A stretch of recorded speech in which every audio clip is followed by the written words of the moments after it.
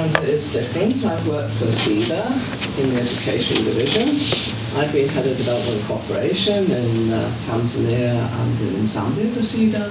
And I've worked as Head of UNDP and UN Resident Coordinator in Jordan, Bosnia-Herzegovina and Iraq. So I've had lots of face-to-face experiences and worked on and with programs and supporting programs in education. Sure. And when I was asked to come to this conference, it was a bit strange because they said inclusive education. I immediately thought education for all, the MDGs. Sure. Because I've been living outside the West for so long, I've forgotten that the issue here, as well as everywhere else, is very much you have a majority and you have a circle of people, or wherever, people who aren't mainstream majority learners, but are people who are coming into the education with specific handicaps, disabilities, challenges, and they can be physical, they can be psychological, they can be developmental. It's a wide range of handicaps, and I think you described very well this process that we have gone through in bringing people first into their own little circle, then into a circle within a circle, and then this is where we're going to disagree. A big circle. Yes. I don't think we're ever going to get to the point where everybody is going to be sitting comfortably in the circle. So let me go back a little bit. When we talk about inclusive education, probably IAS immediately thought of all these people with very specific children and adult learners with very specific barriers to learning. And I thought immediately ethnic groups, girls, women, wrong language group, minority religions. True. And once you've got girls, that's 50% of the population. But then you add on a few ethnics, you might come actually to something like 70 or 80% of the population are not mainstream. Because let's face it, the Western school system, which has been exported so beautifully across the world, was designed by men and for men. Okay, so actually the majority are not mainstream, so we'd have to actually reverse this. If we're going historically, probably a little bit like that was in, and everybody else was out. Now they might not have been out in terms of every year of education. They might have been invited to enroll in school, but what happened to them? Didn't get very far, did they? Particularly the ones you said about, the ones who are kept down a year because they haven't passed the exams. What do you think happens to them? Do you think they go on to become university professors, engineers and pilots? I don't think so. No. I think they drop out. And the other thing you get very nicely there, presence, let's count, as the UN and particularly EFA has done, let's count enrollments. Let's not even talk about whether they go to school, whether if they go to school they learn anything, and if they stay there long enough to have sustainable academic skills, numeracy, literacy, which they can use throughout their lives. Because many societies still are non-reading societies, so unless you get a very solid foundation in school, you're not going to be a reader afterwards. So I'm going to look at your circles a little bit differently, as I said. But I think this one we'd almost have to reverse it, or add a new one. I put one here, even further back, the middle-class white male in Western society circle, which was 10% at that time, and everybody else is outside it. And then we might get here, when we increase the franchise. And in my country, I'm Swedish of English origin, in my English origin country, the reason they went from the little circle to the big circle in the 1850s onwards was they were very worried about all these ungodly factory workers. So they thought they'd better bring them into schools, so they're sort of after-hours schools in the factories was how it started, to give them a few manners and a bit of Christianity, keep them under control. But let's go to the segregation, because this is still a question. Sure. Is there room in our societies, globally across the world, for all children to go to the mainstream school? Is it the best option for them? Now, there is a very good principle, and when I read it, I loved it.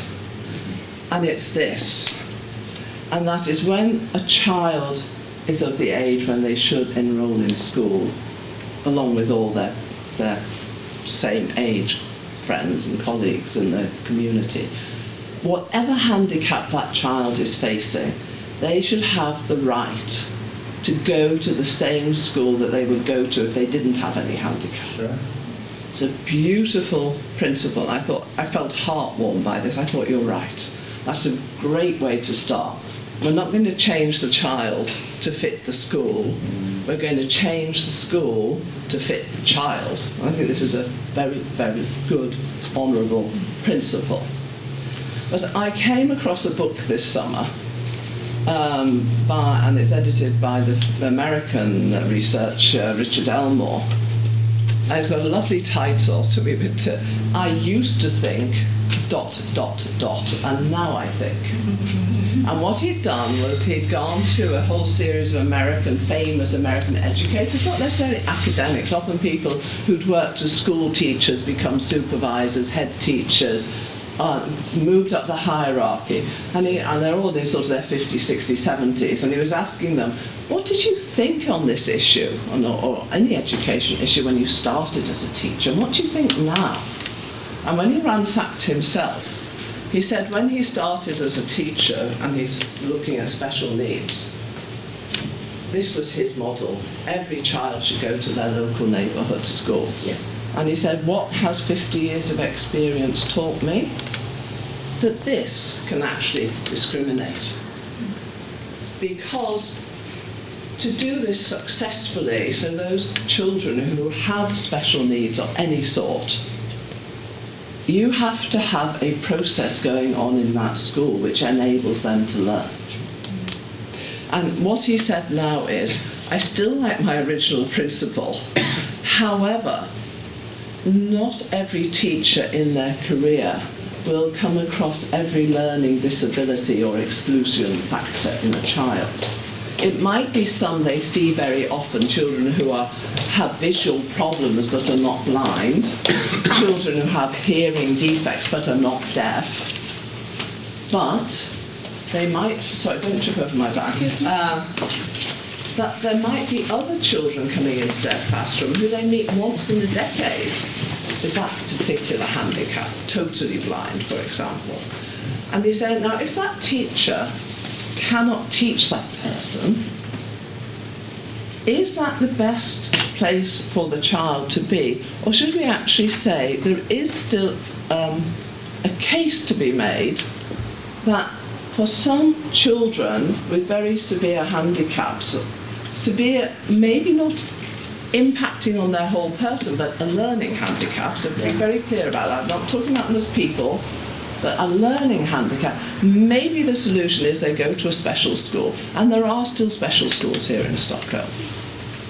And I was asking one of our colleagues at the university, have you come across this? And he said, when you were teaching in the school, and he said, yes. He said, it was interesting. He said, I had a young man join my class, and he was hard of hearing. And that's not an issue nowadays with modern microphones, yes, loop systems, etc., etc. So he got all geared up, had to remember to have his microphone on. And that was fine. What was less successful was getting the microphones to pass around the classroom so that this hard of hearing young man could hear what his friends were saying in the classroom. And he couldn't.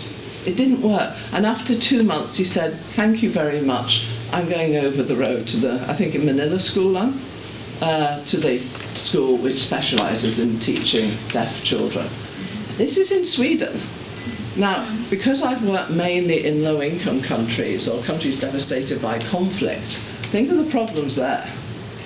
That you are not going to have mainstream teachers here teaching in an inclusive classroom who actually can cope with everybody's particular needs. But I would stick to the principle, I'm sure you both would support this, that as far as possible and as far as resources allow, that has to be the goal. It's the goal, but we're not there yet. I just want to say, we shouldn't give ourselves too big a pat on the back because we're not there yet. It's going to take a long time. And I mentioned before, there are disabilities we haven't even dreamt of yet.